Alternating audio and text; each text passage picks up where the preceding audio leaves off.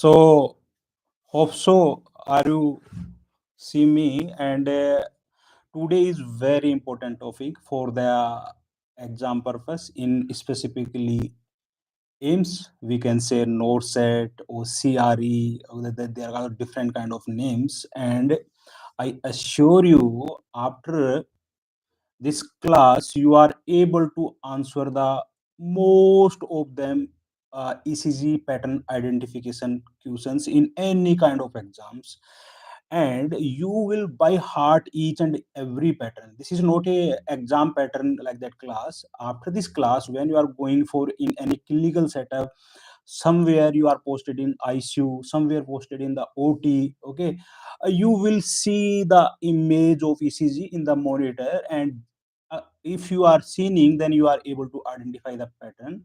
So in this whole class today, I will explain about to identification of ECG pattern only. This is the specific class. I am not going for the heart and treatment of the particular disease or anything else.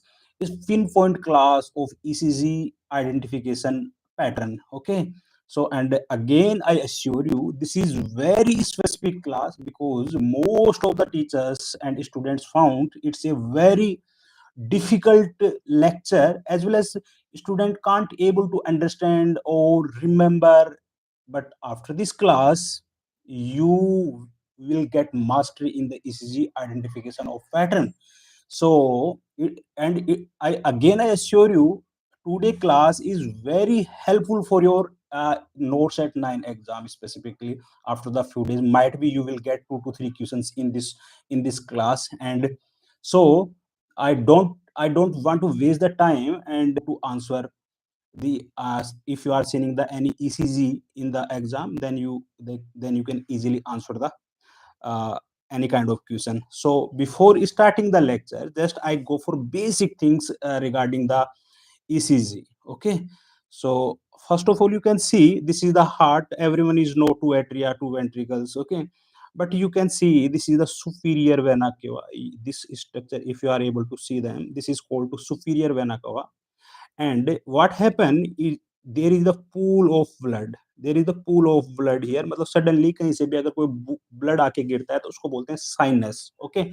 So in this space, just below the superior vena cava, जहाँ की right atria में blood लाके छोड़ती है, उसी के just नीचे एक नोड सिचुएटेड होता है जिसको ऐसे नोड बोलते हैं. ऐसे node means cyano atrial node. और ये सब लोगों को मुझे लगता है कि आता है, और ये क्लास ऐसे नोड, एवी नोड और परकिंजी फाइबर की इनकी है नहीं, अदरवाइज वो अलग ही एक सेपरेट लेक्चर है. So I can't go for them, just I am focused on the ECG pattern. Okay. So now you can see this is the SA node. Here you are able to see this is the SA node. This one is the SA node. And what happen when SA node is fire the current? SA node is fire the current reach to where reach to first in both atria. This is the atria, this is the left atria, and this is the right atria, and this is the rest remaining part. Okay. So in both atria, when current is reached there, then suddenly both atria is contract. Okay. So what happen if a patient attached with the ECG machine? Okay. So what ECG machine is doing, electrical ECG machine is basically work on the principle. Machine is collect the electrical current from the human, and he and represent in the graphically. So how it represent in the graphically, it's a very logical thing. Now I will let you know how it represent logically. So first of all, you can see this is the SA node. When SA node is fired the current, then where is moving the current? In both atria, here and here and here, in whole part. So what happen in the ECG? Because someone is attached the electrode along with the patient. Okay, galvanometer is working there. So these are the electrical current, and we suddenly this current convert in the graphically by the machine. So that's why we call to ECG machine. So here you can see when SA node is fired. Sorry. Mhm.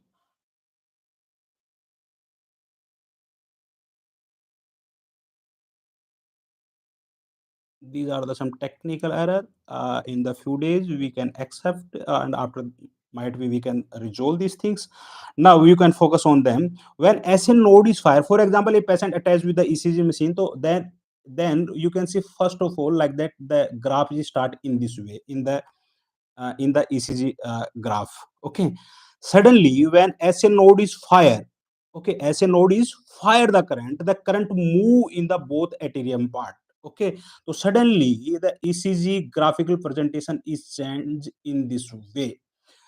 Okay. It means atria is depolarization of atria. We can say depolarization means contract of the atria. So जब atrium contract होते हैं तो होता क्या है, जैसे ऐसे note current fire करता है तो आपके पास में ग्राफिकली कैसी प्रेजेंटेशन आती है, ये वाली वेव्स बनती है. This is called to P waves. This is called to P wave. ठीक है. अब now you are getting the idea where the P wave is generated in the ECG. Okay. So you can see here when SA node is fired and the ECG machine pick up the current and present in the graphically, जैसे current को वो pickup करती है वो current कहाँ जाता है, suddenly graph में कन्वर्ट होता है. और कैसा करंट होता है, इमीडिएटली थोड़ा सा वेव ऊपर जाती है और उसके बाद में वापस स्ट्रेट हो जाती है. Why is straightening, this is the another question. Okay.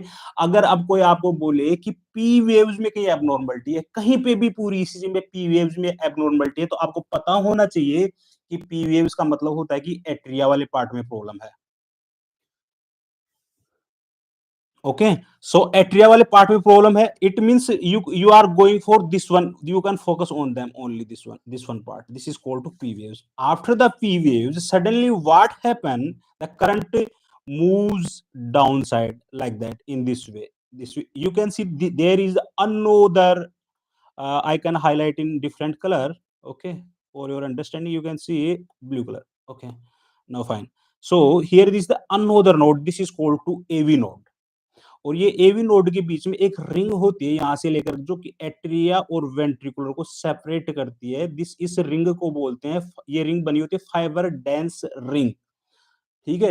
इसकी प्रॉपर्टी होती है कि ये करंट को कभी भी ऊपर से नीचे की तरफ नहीं जाने देती है वेंट्रिकुलर में. Only the space in the is heart to pass the current is AV node. तो एवी नोड जो इस रिंग के बीच में सिचुएटेड होता है, ये क्या करता है, अब एट्रिया से जो करंट आता है उसको नीचे की तरफ मूव करता है. ठीक है. लेकिन what happen here, here is the very logical thing. When current came on the AV node, suddenly current is going for hold. There is a specific duration 0.09 seconds. Okay. So all the students please make their notes because this lecture is never come again. Okay. So during the lecture you will see as well as you will make your notes, over notes. Okay. What you are getting. और कहीं definition की जरूरत होगी लिखाने की, तो then definitely I will tell you, just you can see them and major things you can note down. So here you can see only what happened in the when current reach here. Okay. This is to SA node, first one. SA node से current जब नीचे की तरफ आता है, then what happen, current कहां पूछता है, सबसे पहले करंट कहां पूछता है, एट्रिया के अंदर जाता है. SA नोड फायर होता है तो सबसे पहले एट्रिया, एट्रियम बोथ पार्ट्स में. तो एट्रियम में जब करंट जाता है तो ये वाली ईसीजी की पैटर्न बनती है. फिर उसके बाद में करंट कहां आता है, जस्ट नीचे की तरफ आता है. किस में आता है जी, एवी नोड. AV node. अब एवी नोड में क्या होता है कि करंट कुछ टाइम के लिए, कुछ सेकंड्स, माइनर सेकंड के लिए होल्ड पे रहता है, जिसकी ड्यूरेशन होती है 0.09, 0.09 सेकंड. ओके. अब अगर करंट है ही नहीं तो ईसीजी मशीन क्या उसको पिकअप कर पाएगी उस करंट को, नहीं जी. करंट पिकअप होगा ही नहीं. तो होगा क्या ईसीजी के पैटर्न में, जब ये पी वेव्स का मतलब एट्रिया में प्रॉब्लम, और जब ये वापस से स्ट्रेट लाइन क्यों आ रही है, क्योंकि 0.9 सेकंड के लिए क्या हो रहा है, करंट होल्ड पे चला जा रहा है. तो अब करंट है ही नहीं तो उसकी वजह से क्या हो रहा है, लाइन भी स्ट्रेट आ रही है. तो इसको बोलते हैं पी आर सेगमेंट. पी और आर मैं यहां लिख रहा हूं, और इसको बोलते हैं सेगमेंट. क्लियर. अब पीआर सेगमेंट का मतलब होता है सिंपल एक लाइन. लाइन क्यों बनती है? क्योंकि जब एवी नोड पे जब करंट आता है तो 0.09 सेकंड के लिए करंट होल्ड पे चला जाता है। अब होल्ड पे चला गया तो क्या ईसीजी मशीन उस करंट को पिकअप कर पाएगी? नहीं कर पाएगी। अगर कुछ है ही नहीं वहां पे तो फिर वो पिकअप करेगी? नहीं कर पाएगी। क्यों होल्ड पे जाता है? क्योंकि अब एट्रिया कॉन्ट्रैक्ट हो गए हैं। अब एट्रियम को वापस रिलैक्स होना होता है उस टाइम पे। दैट्स वाई जो स्ट्रेट ये जो लाइन बनती है वो स्ट्रेट बनती है, क्योंकि कोई इलेक्ट्रिकल करंट की एक्टिविटीज होती नहीं है उसमें उस टाइम पे। तो ये जो लाइन बनती है पीआर सेगमेंट की, ये क्या होती है? छोटी सी लाइन होती है। ठीक है, ये तो मैंने आपको बड़ा बना के दिखाया है। अब दूसरी बार उसके बाद में क्या होता है? करंट वहां होल्ड पे रहा, उसकी वजह से कौन सी सेगमेंट बनी? आपकी पीआर सेगमेंट बनी है। Next you can see AV node के जस्ट नीचे की तरफ क्या होता है? बोथ वेंट्रिकल्स होते हैं, और बोथ वेंट्रिकल्स के जस्ट नीचे क्या होती है? बंडल ऑफ हिंज होता है। Of hinge. ठीक है, यहां पे क्या हो रहा है आप इस इमेज में देखिए, ये एवी नोड है। एवी नोड से नीचे एक बड़ी मसल्स की स्ट्रेंथिंग वो बनी हुई है, this is called to bundle of His, जो क्या करते हैं? बोथ वेंट्रिकल्स को करंट प्रोवाइड करती है। अब एक साइंटिफिकली एक लॉजिक है कि ये जो वेंट्रिकल्स की जो मसल्स है ना, ये बड़ी सेंसिटिव होती है करंट के प्रति। तो करंट का फ्लो जैसे ही एवी नोड से नीचे आता है ना, तो वो फ्लो बहुत फास्ट होता है। तो इमीडिएटली क्या होता है? यहाँ पे बनता आपका Q R S complex. Q R S complex, this is called to Q, sorry मैं इसको यहां से डिलीट कर रहा हूं। ये भी मॉडिफाई हो गया, आगे मैं बताऊंगा। This is called to Q, this is called to R, this is called to S. Q R S का मतलब होता है कि ventricular depolarization. Depolarization means contraction. बार बार नहीं बताऊंगा, एक बार आप लिख लीजिएगा। डीपोलराइजेशन का मतलब कॉन्ट्रैक्शन और रीपोलराइजेशन का मतलब रिलैक्सेशन। तो कहीं पे भी वर्ड आता है तो दोनों आपको पता होनी चाहिए। ठीक है, अब हो क्या रहा था कि जब करंट सडनली एट्रिया से वेंट्रिकुल एवी नोड से नीचे की तरफ मूव किया, तो सडनली करंट मूव करते करंट को ईसीजी मशीन ने वापस पिकअप किया, जिसका फ्लो तेज था, जिसकी वजह से बना क्यू आर एस कॉम्प्लेक्स। अगर आपको ईसीजी के किसी पैटर्न में क्यू आर एस कॉम्प्लेक्स में कहीं प्रॉब्लम दिखाई देती है, तो इसका मतलब ये है कि हार्ट के वेंट्रिकल में प्रॉब्लम है। ये मैं बेसिक चीजें बता रहा हूं, एडवांस हम आगे चलेंगे, बहुत इजी कर दूंगा अगर छोटी छोटी चीज समझ में आ गई तो। ठीक है, तो अगर ये वाले पैटर्न में, इसका मतलब होता है atria depolarization. Atria depolarization, P waves का मतलब। अगर पी वेव्स में कहीं गड़बड़ी आ रही है इसी के ग्राफ में, फॉर एग्जांपल ये पी वेव्स बनी हुई है यहाँ पे, ठीक है, अगर इसमें प्रॉब्लम आ रही है कहीं पे, वेव्स बन नहीं रही हैं, ये पी वेव्स हैं, ये बन नहीं रही है, या फिर ये इन्वर्ट है, या कैसे भी है, इनकी शेप प्रॉपर्ली नहीं है, या फिर इनका गैप से जो बॉक्सेज हैं वो प्रॉपर्ली नहीं है, वो आगे बात करेंगे। तो प्रॉब्लम कहाँ पे है? इसी को आपको देखते सबसे पहले आपको देखते ही पता लग जाना है कि एट्रिया वाले पार्ट में प्रॉब्लम है। और पी वेव्स का मतलब होता क्या है? कि बहुत एट्रिया वाले पार्ट है ना, जो कॉन्ट्रैक्ट हो रहे हैं। ठीक है, अब अगर दूसरी बात करते हैं कि पी वेव्स के बाद में जो दूसरी वेव्स बनती है क्यू आर एस कॉम्प्लेक्स, इसको बोलते हैं Q R S complex. Q R S complex क्यों बनता है वो अभी मैंने बताया कि एवी नोड के बाद में जो करंट जाता है वेंट्रिकल्स के अंदर, तो उसको मशीन ग्राफिकली प्रेजेंट करती है क्यू आर एस कॉम्प्लेक्स के अंदर। इसका मतलब क्या होता है क्यू आर एस कॉम्प्लेक्स का? Ventricular depolarization. Clear? Ventricular depolarization. अब उसके बाद में जब हार्ट वेंट्रिकल्स कॉन्ट्रैक्ट हो गए हैं, तो then go for the relaxation, जैसे कि एट्रियल रिलैक्सेशन पे गया था, जिसकी वजह से ये स्ट्रेट लाइन बन रही थी ये वाली। ठीक है, उसी प्रकार से जब अब डीपोलराइजेशन से रीपोलराइजेशन की तरफ जाते हैं, तो हो क्या रहा है? ये जो लाइन है ना, वापस से इस प्रकार से बनती है। This is called to T waves. This is called to T waves. Okay, T waves का मतलब होता है कि वेंट्रिकुलर रीपोलराइजेशन। Ventricular repolarization. तो three major things you can see here, I will highlight in different color. This one is the R wave for the R waves for the ventricle। जो QRS complex बनता है वो पूरा का पूरा, sorry, QRS जो complex बनता है वो पूरा का पूरा किसके लिए बनता है? ये पूरा का पूरा pattern ventricular depolarization. This complex is ventricular depolarization. P waves किसके लिए बनती है? पूरी की पूरी ये एट्रियल डिपोलराइजेशन के लिए बनती हैं। और टी वेव्स जो बनती है पूरी की पूरी, ये क्या बनती है? वेंट्रिकुलर रिपोलराइजेशन के बनती है। रिपोलराइजेशन का मतलब होता है रिलैक्सेशन। रिलैक्सेशन, ठीक है। तो करंट बंडल ऑफ हिंज से कहा जाएगा? जब करंट यहां पे आएगा, बंडल ऑफ हिंज पे आएगा, तो वेंट्रिकुलर क्या होगा इसमें? यहां पे आप देखिए वेंट्रिकुलर डिपोलराइजेशन।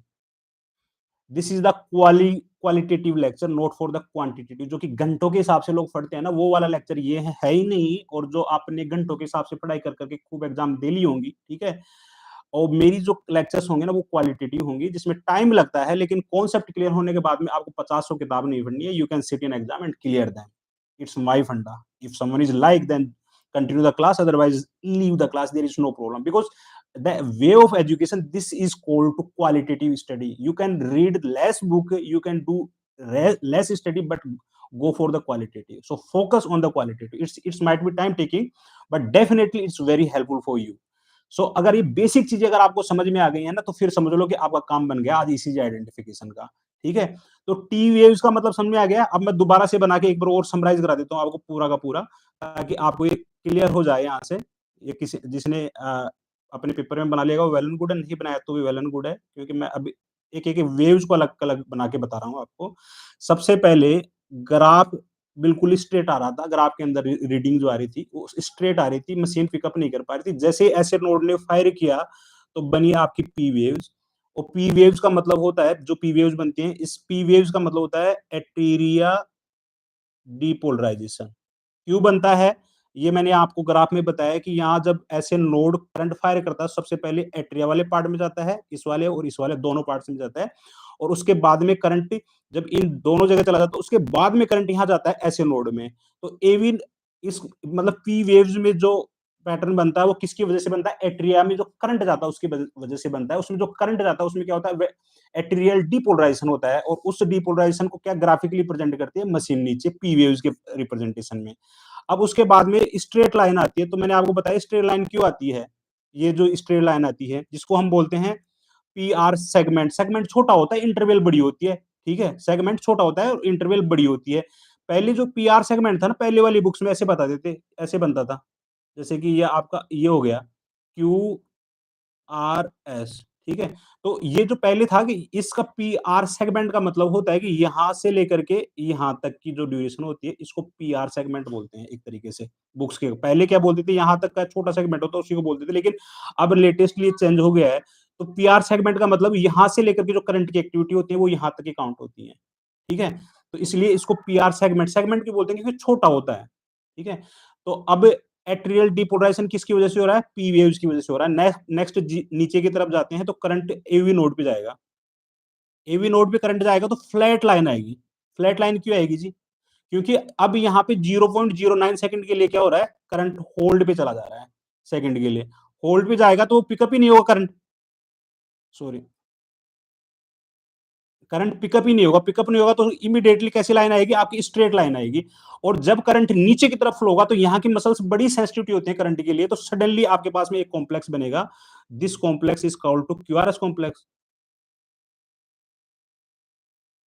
ठीक है, Q R S complex, sorry, complex. ठीक है, तो ये क्यूआरएस कॉम्प्लेक्स का बनता है वेंट्रिकुलर डीपोलराइजेशन के टाइम पे बनता है। ठीक है, और उसके बाद में जब हार्ट वेंट्रिकुलर डीपोलराइजेशन से रिपोलराइजेशन की तरफ जाता है तो फिर एक वेव्स बनती है जिसको टी वेव्स बोलते हैं। टी वेव्स का मतलब ventricular repolarization. So this is all about the basic thing of the ECG. एक छोटी सी चीज और बता देता हूँ आपको कि ईसीजी का जो एक बॉक्स होता है ना, यहाँ पे देखिए ये वाला बॉक्स, ये एक बॉक्स है पूरा का पूरा। मैं इसको थोड़ा कलर चेंज कर देता हूँ। ठीक है, ये बॉक्स आपका, ये बड़ा बॉक्स है पूरा का पूरा। तो एक बड़े बॉक्स, हाँ सॉरी, हाँ, this is the big box, this one you can सी। ठीक है, एक बॉक्स में स्मॉल बॉक्सेस कितने होते हैं, 5 होते हैं। ठीक है, बस इतना याद रखना है, कहानी खत्म। कि एक बड़े बॉक्स में स्मॉल बॉक्स कितने होते हैं, 5 होते हैं। ये मैं क्यों बता रहा हूँ, अभी हम हार्ट रेट कैलकुलेट करके दिखाऊंगा। कई बार देखा होगा आईसीयू के अंदर स्टाफ या डॉक्टर्स ईसीजी को देखते हैं, मरीज की हार्ट रेट बता देते हैं। आज के बाद में आप भी बताएंगे। ठीक है, हार्ट रेट भी 2 प्रकार से कैलकुलेट होती है। सबसे पहले आपकी एक तो वेंट्रिकुलर हार्ट रेट होती है, ठीक है, और एक एट्रियल हार्ट रेट होती है। ठीक है, दोनों के बीच में आप ऐसे कैसे ग्राफ बना लीजिए। नीचे की तरफ वेंट्रिकुलर का मतलब होता है कि आर से आर वेव्स के बीच में, वेंट्रिकुलर का मतलब हो गया एक वेव, एक आर वेव होगी। क्योंकि आपको पता है क्यूआरएस कॉम्प्लेक्स कहां बन रहा है, वेंट्रिकल्स के अंदर बन रहा है। तो अगर कोई पूछे वेंट्रिकुलर हार्ट रेट बताओ, तो आपको करना क्या है, आर से आर वेव्स के बीच में बॉक्स गिन लेने हैं। आइदर स्मॉल बॉक्स गिनने हैं, आइदर आइदर लार्ज बॉक्स गिन लेने हैं। ठीक है, तो अब इसमें देखिए एक बॉक्स, दो बॉक्स, तीन बॉक्स, चार बॉक्स। अगर चार बॉक्स लार्ज वाले हैं आपके पास में, तो स्मॉल बॉक्स कितने हो गए? एक बॉक्स में 5 आते हैं, तो चार और चार को मल्टीप्लाई करेंगे 5 से, तो कितने हो जाएंगे? 20 हो जाएंगे। ठीक है। अगर कोई बोल रहा है कि वेंट्रिकुलर हार्ट रेट बताइए, तो आपको करना क्या है कि जो आर से आर वेव्स के बीच में जो बॉक्सेज आते हैं, either you can count small boxes, either you can count large boxes, दोनों के फॉर्मूला अलग हैं, लेकिन एग्जैक्ट जो हार्ट रेट निकल के आती है वो किससे निकल के आती है? स्मॉल बॉक्स से निकल के आती है। लार्ज बॉक्स से स्लाइटली वेरी करते हैं, दो चार हार्ट रेट आगे पीछे। ठीक है। अब यू कैन सी, एक ये एक आपने ये आर से आर वेव देखी, दूसरी आर से आर वेव देखी आपने यहां से यहां तक। ठीक है। आर वेव का मतलब हो गया वेंट्रिकुलर। ठीक है, वेंट्रिकुलर हार्ट रेट काउंट कर रहे हैं। तो ऐसे 3 बार देखते हैं इससे आगे वाली। अब इसमें से आपने काउंट किया 1 2 3 4, 1 2 3 4, मतलब अब रेगुलर है। रिदम क्या है जी? रेगुलर है। ठीक है। अब इसी में ये चीज देखनी है आपको, काउंट कैसे करना था वो मैंने आपको बता दिया। Either you can count like that 1 2 3 4 5, एक बॉक्स का काउंट कर लो, दूसरा तरीका ये है। फिर दूसरे काउंट को, तीसरा काउंट करो, चौथा काउंट करो, सो टोटल माइनर बॉक्स मतलब स्मॉल बॉक्स काउंट करो, दोनों में से कोई भी एक काउंट कर लो। अब हार्ट रेट को निकालने का फॉर्मूला है, अगर स्मॉल बॉक्स काउंट कर रही है जो कि एग्जैक्ट होता है, तो उसके लिए फॉर्मूला है 1500 डिवाइड स्मॉल बॉक्स। ठीक है। या फिर 300 डिवाइडेड बाय लार्ज बॉक्स। ठीक है। अब फॉर एग्जांपल आप यहां से यहां तक गिनिए, 1 2 3 और 4, 4 का भाग देके देखिए कितना आएगा हार्ट रेट आपका। 4 से अब डिवाइड करेंगे। ठीक है। 300 को 4 से डिवाइड करेंगे, 300 डिवाइड 4, अराउंड कितना आएगा? 75 के आसपास आना चाहिए। ठीक है। या फिर 1500 आप कैलकुलेट कर लीजिएगा। ठीक है, कितना आ रहा है। जब आप कैलकुलेट कर लेंगे तब आपको पता लग जाएगा। 75 के आसपास आना चाहिए। Otherwise you can go for the small box. अब 4 के अंदर स्मॉल बॉक्स कितने हो गए? टोटल 20 हो गए हैं। तो 1500 डिवाइडेड बाई 20, तो अराउंड 75 के पास में। तो दोनों में से कोई एक फॉर्मूला निकालना है। अगर अब कोई भी आपको आज के बाद में पूछे कि जी ईसीजी में देख करके ये बताओ कि भाई वेंट्रिकुलर हार्ट रेट कितनी है, तो आप कैलकुलेट कर सकते हैं, आराम से कर सकते हैं। करना क्या है, आर से आर वेव्स के बीच में या तो स्मॉल बॉक्स काउंट करनी है या फिर लार्ज बॉक्स काउंट करनी है। एग्जैक्ट किसको मानते हैं? स्मॉल वाले को मानते हैं। लार्ज वाले में थोड़ा बहुत हार्ट रेट वेरी कर सकता है, क्योंकि इसमें एग्जैक्टली आ नहीं पाता है। ठीक है। अगर कोई बोले एट्रियल हार्ट रेट काउंट करके बताओ, तो कोई बड़ा टिपिकल सब्जेक्ट है? नहीं जी। कैसे? देखो अभी आपके सामने, आप खुद करके दिखाओगे। एट्रिया कहां से जनरेट होता है जी? एट्रिया में ग्राफिकल प्रेजेंटेशन कहां से होती है? पी वेव से होती है। तो आप काउंट करोगे पी से पी वेव्स के बीच के बॉक्सेज, यहां से लेकर के यहां तक के। ठीक है। ऐसे 3 बार आप काउंट करोगे। ठीक है। तो जैसे जैसे जैसे कि यहां से यहां तक के काउंट करोगे, क्योंकि एक पी वेव होगी, दूसरी पी वेव ये होगी। तो अगर पी वेव से पी वेव्स के बीच में स्मॉल या लार्ज बॉक्स काउंट कर रहे हैं, फॉर्मूला सेम रहेगा, तो एट्रिया हार्ट रेट निकल के आ जाएगी। और अगर आर से आर वेव्स के बीच में अगर हम हार्ट रेट कैलकुलेट करना है, तो फिर वो वेंट्रिकुलर हार्ट रेट निकल के आ जाएगी। फॉर्मूला दोनों का सेम है। तो these all about the heart rate calculation. उम्मीद करूंगा कि जो ये जो मैं आपको बता रहा हूँ, ये आपको क्लियर हो रहा होगा। अगर नहीं हो रहा होगा तो फिर मैं आप इस लेक्चर को वापस देख लीजिए, क्योंकि इसमें आपकी गलती नहीं है। यू आर हियर आफ्टर, पहले कहाँ कहाँ पढ़ा है मुझे पता नहीं है, लेकिन ये जो थोड़ा सा लेक्चर वे ऑफ एक्सप्लेन थोड़ा सा डिफरेंट है, लेकिन कॉन्सेप्ट है ना बड़े ही लॉजिकल है। और अब जो चीजें मैं पढ़ा रहा हूँ उसके लिए आपको थोड़ी हैबिट होनी चाहिए, तो 2 4 5 दिन बाद में हैबिट बनती है किसी भी चीज की। तो अभी आपकी इतनी हैबिट नहीं है, तो अगर समझ में नहीं आ रहा तो मैं फिर भी ये मान सकता हूँ कि हाँ, हैबिट का पैटर्न है जो कि कुछ दिन में डेवलप हो जाएगा। अगर समझ में आ रहा है तो वेल एंड गुड एंड से कॉन्ग्रेचुलेशन, अपनी फीट को तपतपाइए, क्योंकि आपके सारे इक्वेशंस पैटर्न के सही होने वाले हैं। समझ लो आपने सारे पैटर्न आइडेंटिफिकेशन सीख लिए हैं अब तक, मैंने अगर टाइम स्पेंड किया है तो। ठीक है। अब नेक्स्ट पेज में हम जाते हैं। सॉरी, इसी पेज में काम करना पड़ेगा, क्योंकि नेक्स्ट पेज का कुछ है नहीं मेरे पास में अभी फिलहाल। देन अब आप ये चीज देखिए यहां से, इसी को एक बार समराइज कराता हूँ। ये मेरी ग्राफ है, नोट्स का है ना। ठीक है। इसको देखिए, ये जो सबसे पहले जब हम मशीन में कनेक्ट करते हैं तो ऐसी वेव्स आती है मेरी में, क्योंकि करंट पिकअप नहीं कर पाते। जैसे वो ऐसे नोड फायर होता है तो पी वेव्स बनती हैं। तो ये इसका मतलब है एट्रियल डिपोलराइजेशन, और फिर उसके बाद में करंट ऐसे नोड से इन दोनों जगह जाने के बाद में कहाँ आएगा, यहाँ आएगा, क्योंकि ये फाइबर्स डेंस रिंग बनी हुई थी जो करंट को नीचे जाने नहीं देती है। Only the spot is AV node, जिससे करंट नीचे जाता है। तो एवी नोड में क्या होता है, करंट होल्ड पे चलाता है 0.9 सेकंड के लिए, तो उसकी वजह से बनती है पीआर सेगमेंट आपका, जिसको ये इस ड्यूरेशन को बोलते हैं। ठीक है, पीआर सेगमेंट मतलब यहाँ से यहाँ तक की वेव्स का करंट होता है। उसके बाद में क्या होता है, जैसे ही नीचे की तरफ करंट मूव करता है 0.9 सेकंड के बाद में, तो आपके पास में यहाँ की सेल्स बड़ी करंट को इमीडिएटली पिकअप करती हैं स्ट्रॉन्ग मैनर में, तो उसकी वजह से स्ट्रॉन्ग फ्लो बनता है, और आपका बनता है क्यूआरएस कॉम्प्लेक्स, जो कि क्यू आर और एस कॉम्प्लेक्स, जो वेंट्रिकुलर डिपोलराइजेशन को इंडिकेट करता है। जब डिपोलराइजेशन रिपोलराइजेशन की तरफ जाते हैं तो अगेन एक छोटी सी वेव बनती है, जिसको बोलते हैं टी वेव्स। ठीक है, और टी वेव्स के बाद में सेम पैटर्न बनता है आपका पी वेव्स, और फिर फॉलोड बाय क्यूआरएस कॉम्प्लेक्स। अगर ये समझ में आ गया, समझ लो ईसीजी का पैटर्न खत्म। अब मुझे पता नहीं लोग कैसे पढ़ाते हैं और क्या किसका पैटर्न है, लेकिन जो पैटर्न था वो मैंने आपको समझा दिया है। अब अगर ये इतना समझ में आ गया ना, तो देखना अभी आज आप सारे कम से कम 10 से 12 ईसीजी के पैटर्न में आपको सोल्व कराने वाला हूं, and everyone just you can see the image and you can answer the questions. For example, सबसे पहले हम बात करते हैं साइनस रिदम की। हेडिंग डाल लीजिए आपके नए पेज में, यहां तक आपका सब कंप्लीट हो गया। नेक्स्ट पेज में आप स्टार्ट कीजिए sinus rhythm, sorry sinus rhythm, sorry. ठीक है, अब हो क्या रहा है साइनस रिदम में, ये आपकी हेडिंग है sinus rhythm.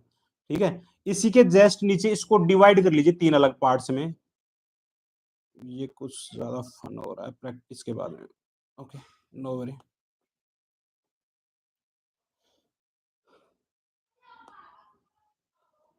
Sinus rhythm,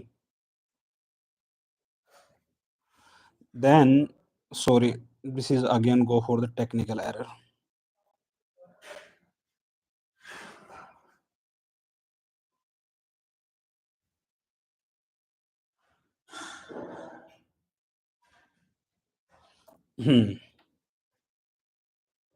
sinus rhythm, rhythm, इस साइनस रिदम में आप इसको 3 पार्ट्स में डिवाइड कर लीजिए, part 1, part 2, part 3। N S R, N S R normal sinus rhythm. ठीक है, दूसरा लिखिए sinus S T, sinus tachycardia. तीसरा लिखिए साइनस ब्रेडिकार्डिया, साइनस ब्रेडिकार्डिया। ठीक है, अब तीनों पैटर्न को मैं आपको समझाता हूं इमेज वाइज, बेटर अंडरस्टैंडिंग के लिए। सबसे पहले आप यहां आइए।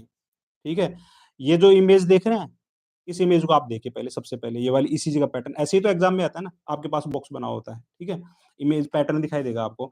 सबसे पहले आपको क्या करना है कि इसको देखना है कि आप पहला ही जो पैटर्न है एनालाइज करने का, वहां से स्टार्ट होता है। सबसे पहले आपको देखना है कि नॉर्मल साइनस रिदम है या नहीं है। तो नॉर्मल साइनस रिदम को आइडेंटिफाई करने के लिए उसी के जस्ट नीचे लिखिए डेफिनेशन, लिखिए definition. If all P waves, if all p waves followed by the QRS complex, तो p waves followed by QRS complex। Clear? अगर ये इतना समझ में आ गया तो साइनस रिदम आपको समझ में आ गई है। और नॉर्मल साइनस रिदम कितनी होती है जी? 60 से 100 के बीच में होती है। साइनस रिदम क्यों बोलते हैं इसको? साइनस, पहला क्वेश्चन तो ये कि क्यों इसको साइनस रिदम बोलते हैं। ये इमेज देखी थी आपने, ये जब ब्लड कहीं से एक साथ पूलिंग के मात्रा में, वैसे एक अधिक अमाउंट में आगे गिरता है, जहां ब्लड होता है उसको साइनस बोलते हैं। तो ये जो साइनस है, आप इस साइनस का नाम है सुपीरियर वेना केवा साइनस, क्योंकि सुपीरियर वेना केवा है और उसके जस्ट नीचे ब्लड आगे गिरता है। That's why called to superior vena cava sinus. ठीक है, तो अब यहां से अगर हार्ट रेट जनरेट होती है तो उसको साइनस रिदम बोलते हैं। अगर रिदम रेगुलर है तो नॉर्मल साइनस रिदम हो गई है। अब रेगुलर कैसे होती है ये मैं आपको बताता हूं। अगर रिदम आप यह देखें, अगर आप आर से आर वेव देखेंगे, ये आर वेव हो गई है, ये दूसरी आर वेव हो गई, ऐसे 3 बार आर वेव देखनी ईसीजी के अंदर, जो आपके पास में एग्जाम में होगा। अगर 3 पैटर्न एग्जामिनर ने बराबर नॉर्मल बॉक्सेस के साथ दे रखा है, for example you can see 1 box, 2 box, 3 box, 4 box, 1 box, 2 box, 3 box, 4 box, मतलब this is called to normal sinus rhythm.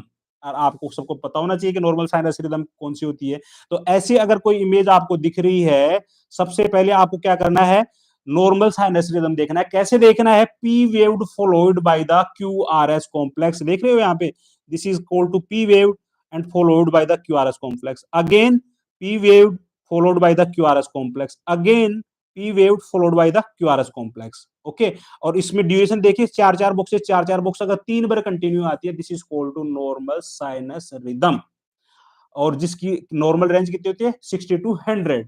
एक पैटर्न आपका यहीं पे याद हो गया। आपको नॉर्मल साइनस रिदम अगर पूछ रहा है एग्जामिनर, सबसे पहले इसी में क्या देखना है?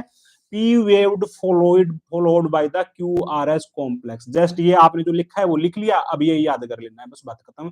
और ईसीजी में देखना क्या, जैसे आपके पास पैटर्न आएगा, सबसे पहले पी वेव्स देखनी है, और उसके बाद में देखना है कि पी वेव्स के बाद में क्यू आर एस कॉम्प्लेक्स बन रहा है या नहीं बन रहा है, बस ये आइडेंटिफाई करना है। और बन रहा है तो फिर रिदम देखनी है, जो कि आर से आर वेव्स के बीच में देखते हैं। ठीक है, ये रिदम आ गई आपकी कि हाँ जी ये रिदम बराबर चल रही है। ठीक है, कैसे देखते हैं कि जो 2 से 3 बॉक्सेज में अगर रिदम कंटिन्यू रेगुलर चल रही है, तो this is equal to normal sinus rhythm. तो this is equal to first, आपका जो पहला एक ईसीजी का पैटर्न था वो कंप्लीट हो गया है। ठीक है, अब हम बात करते हैं सेकंड पैटर्न की। सेकंड पैटर्न का नाम है साइनस ट्रेकिकार्डिया। ठीक है, अगर फर्स्ट आपको समझ में आ गया ना, तो साइनस ट्रेकिकार्डिया इज वेरी इंपॉर्टेंट। ठीक है, इसमें क्या होता है? सेम एज इट इज ये वाली चीज होती है पूरी की पूरी। ठीक है, P waved followed by the Q R S complex, ये तो रहेगा ही रहेगा। ठीक है, एडिशनली क्या हो जाएगा इसमें? एडिशनली क्या हो जाएगा? जो गैप है ना, जो but the heart rate is more than 100 beat. अब heart rate more than 100 beat का मतलब क्या होगा? गैप कम हो जाएगा। इन दोनों के बीच में अभी 4 बॉक्स आ रहे हैं, हो सकता है फिर 3 ही बॉक्स आने लग जाए। ठीक है, इनके बीच में कितने बॉक्स आने लग जाएंगे? 3 ही। तो हार्ट रेट क्या बढ़ जाएगी? 100 से ऊपर चली जाएगी। तो साइनस कार्डिया किसको बोलते हैं? हार्ट रेट मोर देन 100, 100 से ऊपर चली गई। ठीक है, अब 100 से ऊपर चली गई तो साइनस ट्रेकिकार्डिया हो गया, सिंपल फंडा है तो साइनस में ही, लेकिन हो गया ट्रेकिकार्डिया। ठीक है, अब इसका पैटर्न दिखाता हूं मैं आपको sinus tachycardia. You can see here, this one is the sinus tachycardia. P waved followed by the QRS complex, rule same है जो मैंने बनाया है। ठीक है, P waves followed by the QRS complex यहाँ पे आपका, then again P waved followed by the QRS complex, then again P waved followed by the QRS complex। आप देखिए हर बार P waved followed by the QRS complex आ रहा है। ठीक है, लेकिन हो क्या रहा है? अब बॉक्सेस की काउंटिंग कम हो गई, इनके बीच में जो बॉक्सेस आ रहे थे वो कम हो गए हैं, तो हार्ट रेट भी क्या हो गई है? ज्यादा हो गई है। बॉक्सेस कम होंगे तो हार्ट रेट क्या होगी? ज्यादा होगी। ठीक है, तो this is called to sinus tachycardia. मतलब साइनस ट्रेकिकार्डिया का मतलब होता है कि P waved followed by the QRS complex but heart rate more than 100, this is called to sinus ट्रेकिकार्डिया।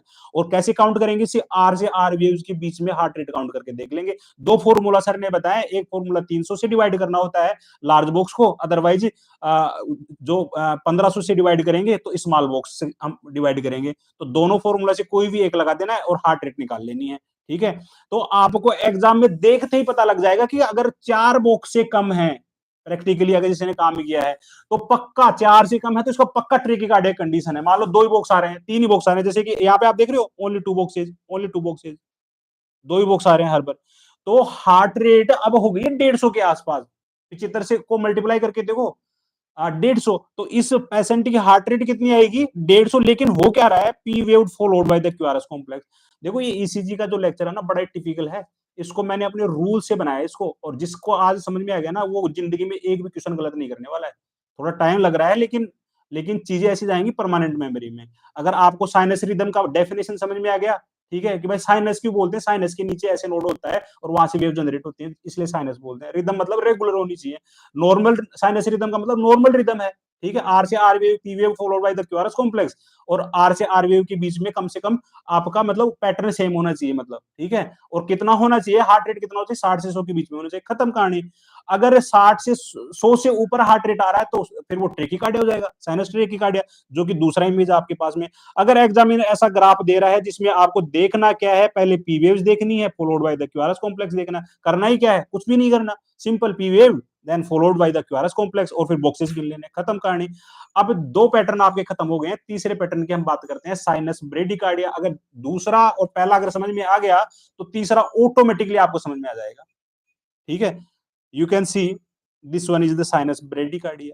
You can see space between the boxes, how many boxes is there? There is the P wave and followed by the QRS complex, but अब दूसरा QRS complex कहां बन रहा है, यहां बन रहा है जी। गिनिए आप, 1 box, 2 box, 3 box, 4 box, 5 box, 6 box हो गए। तो हार्ट रेट लेस देन 60 हो गई है, इसका मतलब इसका। अगर आर से आर वेव्स के बीच में दोबारा से आप देखिए उतना ही गैप बना हुआ है, 2 या 3 बार अगर कंटिन्यू आपकी वेव्स में बराबर गैप आ रहा है, बराबर बॉक्सेस आ रहे हैं, तो अगर ज्यादा आ रहे हैं तो ब्रेडिकार्डिया, और छोटे में आ रहा है तो ट्रेगिकार्डिया। कौन सा वाला जी, साइनस वाला। ठीक है। अब 3 चीज अगर आपको समझ में आ गई है, 3 स्ट्रिप एनालिसिस करने आ गई, तो आज मजा आ गया, क्योंकि आगे वाली आपको वैसे याद नहीं है। ये मैंने बेसिक बताया था। ब्रेडिकार्डिया का मतलब क्या होता है जी, आपको सबको पता है, हार्ट रेट लेस देन 60। और साइनस ब्रेडिकार्डिया की इमेज समझ में आ गई है सब लोगों को, उम्मीद करूंगा। So these three image, if you are getting properly, then you can solve any kind of ECG presentation. You can see the image, you can solve the question. You can see the image, solve the question. मैंने बताया P wave followed by the QRS complex. अगर rhythm regular है R से R के बीच में, तो normal sinus rhythm है, हार्ट रेट कितनी होनी चाहिए जी, 60 से 100 के बीच में होनी चाहिए। अगर P wave followed by the QRS complex और उसके बाद में हार्ट रेट कितनी हो रही है, मोर देन 100, तो साइनस ट्रेकिकार्डिया हो गया जी। अगर P wave followed by the QRS complex है और हार्ट रेट लेस देन 60 आ रही है, तो sinus bradycardia. Now you are learn 3 ECG pattern. अगर 3 समझ में आ गए हैं, तो हम आगे वाले पैटर्न की बात करते हैं। Hope so everyone is getting the point, और इसको आप नोट भी करते लीजिएगा साथ में, क्योंकि मैं इसको यहां से हटा रहा हूं। Now we are going for the atria वाले पार्ट में अगर प्रॉब्लम होती है, तो एट्रिया वाले पार्ट में आपको समझ में आ गया, एट्रिया वाले पार्ट में कौन सी ईसीजी में कौन सा पार्ट देखना है जी, ग्राफ में पी वेव्स देखनी है जी। ठीक है। इसलिए तो मैंने इनिशियली लेक्चर लगाया था आपको। ठीक है। तो एट्रिया में क्या क्या होता है, सबसे लिखिए एट्रियल, सबसे ऊपर ऊपर हेडिंग डाल लीजिए जी, एट्रियल, एट्रियल पार्ट। ठीक है, या एट्रिया पार्ट, ठीक है, जो भी है। सॉरी, फिर दोबारा से ड्रामा शुरू हो गया इसका।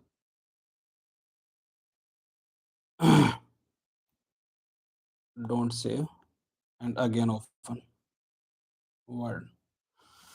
सो एट्रिया वाले पार्ट में क्या हो रहा है, आप यहां देखिए, एट्रिया, ATERIA, एट्रिया। ठीक है। अब इसके जस्ट नीचे इसको भी भाई मैं आपको 3 पैटर्न सिखाने वाला हूं, यहां से पैटर्न नंबर 2, पैटर्न नंबर 3, 3 नीचे मार्क कर लीजिए। सबसे पहले atrial Flutter, ATRIAL, atrial Flutter, बहुत फेमस है, एग्जाम में आता है, क्योंकि एम्स की जो आप एग्जाम देने जा रहे हो ना, वो BSc लेवल की एग्जाम है, वो PhD लेवल के एग्जाम नहीं है। तो बेसिक चीजें आपको आनी चाहिए, अगर बेसिक नहीं आ रही तो एडवांस फिर आप पढ़ते रहिए किताबों में, उनमें जहां पे भी आपको मिलता है पढ़ने के लिए। लेकिन बेसिक आपको पता होना चाहिए, साइनस ब्रेडिकार्डिया क्या होता है, साइनस ट्रेकिकार्डिया क्या होता है, ठीक है, नॉर्मल साइनस रिदम क्या होती है, फिर एट्रिया में एबनॉर्मलिटी होती है, तो एट्रियल फ्लटर क्या होता है। तो फ्लटर का मतलब होता है कटर, फटर, फ्लैटर मींस कटर, ये याद रखना आपको। अगर ये वर्ड याद हो गया तो आपका ये पैटर्न भी क्लियर हो गया जी, मैं कुछ नहीं करने वाला। कटर कैसा होता है जी, साटूथ अपीयरेंस का। साटूथ देखिए आपने, शार्ट टूथ अपीयरेंस, जो मैं नहीं देखा हो आपने तो मैं आपको दिखा देता हूँ, कोई बात नहीं है, कुछ बच्चों ने देखी होगी, कुछ ने नहीं देखी होगी। ठीक है। I am going for opening Google to show the short tooth appearance. चलो छोड़ो जी, अब मैं कुछ नहीं कर सकता, आगे दिखा दूंगा मैं आपको। ठीक है। हाँ जी। तो अब एट्रिया वाले का मतलब क्या है कि पी वेव्स में प्रॉब्लम है जी। आपको अगर हर बार फोकस करना है तो कौन सी वेव प्रॉब्लम प्रॉब्लम आइडेंटिफाई करनी है, आज ये वाली वेव्स में प्रॉब्लम आइडेंटिफाई करनी है, पी वेव्स के अंदर। एट्रिया का मतलब पी वेव्स में प्रॉब्लम है। एट्रियल फ्लटर का मतलब होता है cutter, Flutter means cutter, Flutter means cutter. आप इसको 2-3 बार रटिए, जब भी मौका मिले, दिन में 1-2 दिन तक मौका मिले, तब इसको रटे, रटने वाली चीज ये है। Flutter means cutter, cutter means sawtooth appearance. Sawtooth मतलब जो लकड़ी काटने वाली जो आती है आपके पास में मशीन, आरी टाइप की, उसको बोलते हैं कटर। ठीक है। अब आप इमेज देखे यहाँ पे, ये पहले वाली इमेज देखी। ठीक है। यहाँ पे क्या हो रहा है, ये पीवेव्स का कोई पैटर्न बन रहा है, यहाँ पे कोई पैटर्न बन ही नहीं रहा कहीं पे। पीवेव्स समझ में आ रही है, क्यूआरएस कॉम्प्लेक्स तो आपका ठीक है, मतलब वेंट्रिकल में तो कोई दिक्कत नहीं है, इसका मतलब ये है। क्यूआरएस कॉम्प्लेक्स तो आपका हर जगह देखिए, यहाँ पे भी देखिए, QRS complex, QRS complex, QRS complex, QRS complex, QRS complex, हर जगह क्यूआरएस कॉम्प्लेक्स बन रहा है, बन रहा है जी।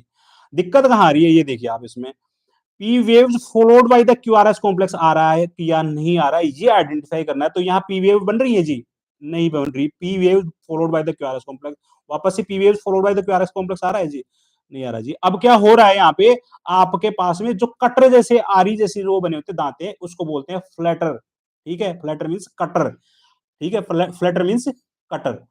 अब इसमें आप यहां देखिए इस इमेज को, ठीक है, अगर जो ये कटर हैं 2 बार आ रहे हैं आपके यहाँ पे, एक बार, 2 बार, एक बार, 2 बार, 2 बार आ रहे तो 2:AV का, इसको atrial flood with AV conduction, मतलब 2 बार दिक्कत हो रही है। अगर 3 बार कटर आ रहे हैं आपके पास में, 1, 2, 3 बार कटर आ रहे हैं, ठीक है, कटर जैसी अपीयरेंस बनी हो, तो 3 बार आपका, फिर इसका मतलब तीन, ये सॉरी 3 बार आ रहे तो 3:1 का एवी कंडक्शन, मतलब कंडक्शन के साथ में प्रॉब्लम है एट्रिया वाले पार्ट में, ठीक है, तो 3:1 का हो गया है। ये जो, और उससे ज्यादा 4:1, मतलब 4 बार कटर आ रहा है, 1, 2, 3, 4 बार, तो 4:1 का हो गया। अब ये सब आपको याद रखना है जी? नहीं, ये तो वैसे ही याद हो जाएगा आपको। कौन सा वाला याद रखना है? ये वाला याद रखना है। ये आपके एग्जाम में पूछा जाएगा, या पूछा पूछा गया होगा अब तक, क्योंकि you are going for the BSc, को पीएचडी के एग्जाम में जी, को डॉक्टर की नहीं, ठीक है। अब आपको ये तो अपने आप ही आ जानी है, अगर ये समझ में आ गया तो एट्रियल फ्लटर मतलब पी वेव्स में प्रॉब्लम्स है, और पी वेव्स के बाद में क्यूआरएस कॉम्प्लेक्स, मतलब वेंट्रिकल तो ठीक ही है, प्रॉब्लम कहां आ रही है? पी वेव्स के बाद में जो कंडक्शन होता है उसमें दिक्कत आ रही है। किसमें? जहां से फ्लैट लाइन बननी थी आपकी, तो P wave followed by the QRS complex आना चाहिए था, लेकिन आ ही नहीं रहा। यहाँ पे देखिए पी वेव्स के बाद में जो लाइन बन रही है, मैंने आपको बताया था, ये वाली स्ट्रेट लाइन पीआर सेगमेंट, ये वाली लाइन बन रही है, कहीं बन रही है, कहीं नहीं बन रही है, तो it means P waved not followed by the QRS complex, this is called to atrial flutter. और उसमें इसकी जो अपीयरेंस होती है ना, वो कैसी होती है? टूथ लाइक अपीयरेंस होती है, मतलब सा टूथ अपीयरेंस होती है। जो लकड़ी काटने वाले आते हैं ना, उसके दांते आपने देखे, same as it is looking like edge. अगर 2 बार दांते आ रहे हैं तो 2:1 का हो गया, 3 बार आए तो 3:1, और 4 बार आ रहे तो 4:1। तो नाउ योर एक आपका जो एक और पैटर्न था वो भी क्लियर हो गया जी, सा टूथ अपीयरेंस, और उसकी ये इमेज है। और मैं उम्मीद करूंगा कि आपको याद हो गई होंगी कि एट्रियल फ्लटर क्या होता है। तो आपने इसी से कितने पैटर्न समझ लिए जी? 4 पैटर्न समझ लिए। अब मैं बात करता हूं 5वें पैटर्न की, ठीक है। नेक्स्ट नेक्स्ट वाला जो पैटर्न है, इसको बोलते हैं एट्रियल फिब्रिलेशन। ये बहुत खतरनाक होता है। फ्लटर तो ठीक है, एट्रियल फ्लटर तो ठीक है कि मरीज को आप दवाई देकर के ठीक कर सकते हो, ये इतना डेडली है, तो डेडली, लेकिन इतना डेडली नहीं है। लेकिन अगर फ्लटर को ठीक नहीं करते हैं तो फिर उसकी वजह से नेक्स्ट जो चीज आती है वो बहुत खतरनाक बनती है, जहां मरीज की डेथ होने की संभावना पूरी पूरी रहती है। और जैसे ही ऐसा पैटर्न देखने को मिल गया, समझ लो मरीज गया, you need to take immediate intervention, otherwise patient is gone from your hands. Okay, तो नेक्स्ट लिखिए atrial fibrillation. Fibrillation, atrial fibrillation में क्या हो रहा है जी? फ्लटर मींस कटर, फिब्रिलेशन का मतलब होता है मर। ये आप इमेज देखिए जी, मरी हुई इमेज होगी, मरीज जाने वाला है, मरने वाला है जी, आप ये समझ लीजिए। याद करने के लिए मैंने बनाया आपके लिए स्पेसिफिकली, ठीक है, मैं याद रखता हूं, आप भी रखिएगा। फ्लटर मींस कटर, और फिब्रिलेशन मींस मरने वाला है, मतलब हार्ट रेट 250 के आसपास पहुंच गई जी, या उससे ऊपर चली गई है, ठीक है। तो आपकी कोई अब आपका कोई पैटर्न बनेगा पी वेव्स का? कोई बनना ही नहीं है, क्योंकि हमें देखना कौन सा पार्ट है? पी वेव्स वाला पार्ट देखना है। P waves followed by the QRS complex, कुछ बनेगा? कुछ बन ही नहीं रहा जी, कुछ पता ही नहीं चल रहा पी वेव्स कहां है। तो एट्रिया फड़फड़ा रहा है, एकदम फड़फड़ा रहा है। कैसे फड़फड़ा रहा है, मैं आपको एग्जांपल से बताता हूं, ठीक है। ये जो अभी मैंने बताया आपको, एट्रियल फ्लटर की कंडीशन क्यों डेवलप होती है। फॉर एग्जांपल ये हार्ट है, यहाँ मेरे से बहुत अच्छी इमेज बनेगी नहीं, लेकिन मैं जैसे भी बन रहा है वो बस बना देता हूँ आपको, ठीक है। ये एक आपका हार्ट है जी, ठीक है, बहुत बेकार किस्म का दिख रहा होगा दिखने में, लेकिन कोई बात नहीं है, काम चला लीजिएगा, ठीक है। अब इसमें क्या हो रहा है, ये ऐसे नोड आपका सिचुएटेड है यहाँ पे, ये आपका ऐसे नोड है। फ्लटर क्यों बनता है, पहले मैं आपको ये दिखा रहा हूँ। ऐसे नोड हार्ट रेट जनरेट करता है, वो कहाँ जाती है जी? वो सारी की सारी जाती है यहाँ पे आगे की तरफ एट्रिया के अंदर। जैसे उसने इलेक्ट्रिकल करंट फ्लो किया, वो कहाँ जाएगा? पहले एट्रिया में जाएगा, उसके बाद में इधर जाएगा, फिर उसके बाद में यहाँ आएगा एवी नोड की तरफ, ठीक है। तो ऐसे नोड से जब करंट फायर होता है तो वो यहां जाएगा। अब अगर कहीं एट्रिया में प्रॉब्लम हो गई है तो दूसरा कोई इसकी जो मसल सुनो, auto rhythm, you have listen, auto rhythm, खुद की जनरेट करते हैं खुद अपनी रिदम, ये हार्ट की मसल से। तो यहाँ वाली कोई मसल्स होगा, यहाँ की कोई मसल्स लीड करने लगेंगी। जब इसको पता लग गया है कि यहाँ की मसल को कि भाई ऐसे नोड ठीक से काम नहीं कर रहा है एट्रिया वाले पार्ट का, तो वो क्या करेगा? दूसरा एट्रिया वाली पार्ट में कोई और नेता बन जाएगा एक तरीके से, कि जो क्या करेगा, वहां से अपनी हार्ट रेट जनरेट करना शुरू कर देगा। तो एक वेव्स की जगह कितनी वेव्स बनने लगेंगी? 2-3 वेव्स बनने लगेंगी। ये देख रहे हो, एक की जगह 2-3 वेव्स क्यों बन रही हैं? भाई एक आदमी काम कर रहा था, अब 2 आदमी काम अपनी अपनी राय देने लग गए, काम करने लग गए हैं, ठीक है। तो अब जैसे 2 आदमी काम करेंगे तो वेव्स भी डबल बनेंगी। अगर 3 आदमी काम करने लगेंगे, ये भी काम नहीं करेगा, तो फिर वेव्स ट्रिपल हो जाएंगी। और वो 4 आदमी काम करने लगेंगे तो वेव 4 पर होंगी। तो ये समझ में आ रहे हो, 2:1, 3:1, 4:1 का वेव्स कैसे निकल के आता है, क्योंकि एक आदमी को काम करना था, वो काम करने में सक्षम हो गया है।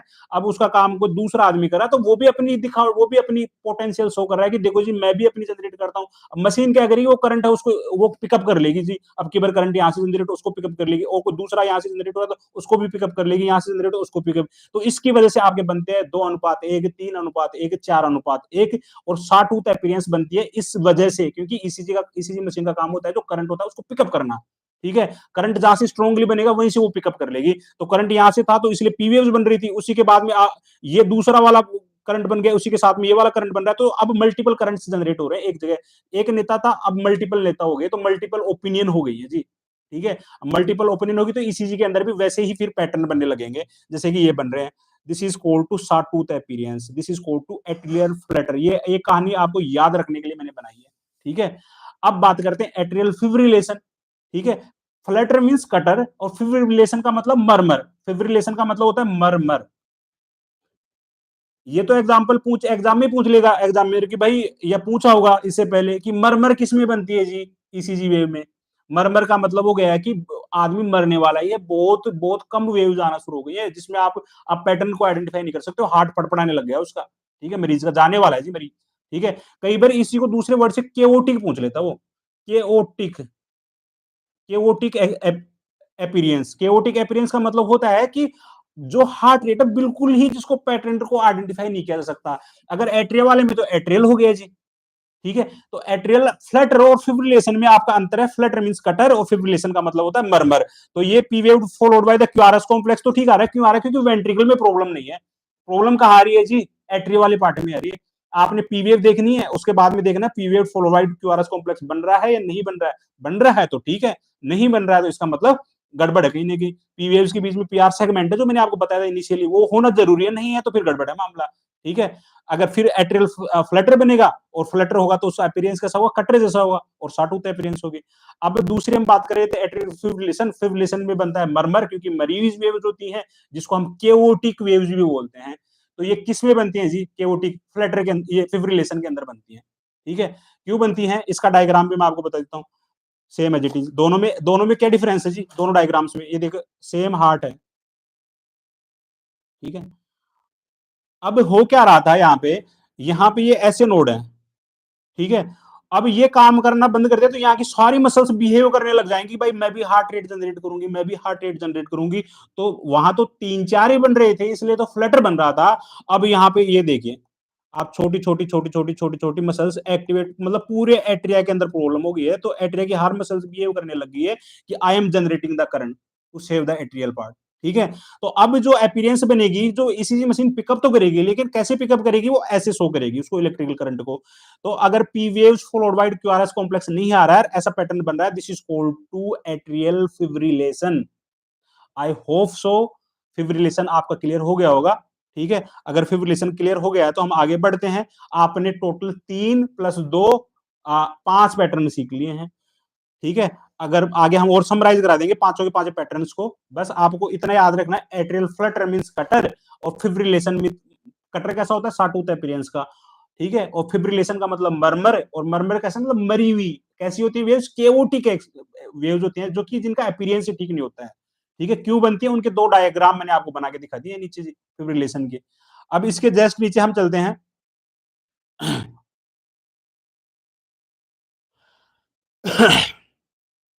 नेक्स्ट, एसवीटी, ये तो सुना होगा। अगर ये सब समझ में आ गया होगा तो तीसरा जो पैटर्न बनेगा वो आपका बनेगा एसवीटी। एसवीटी, सुप्रा वेंट्रिकुलर ट्रेकिकार्डिया। नाम से समझ में आ रहा है?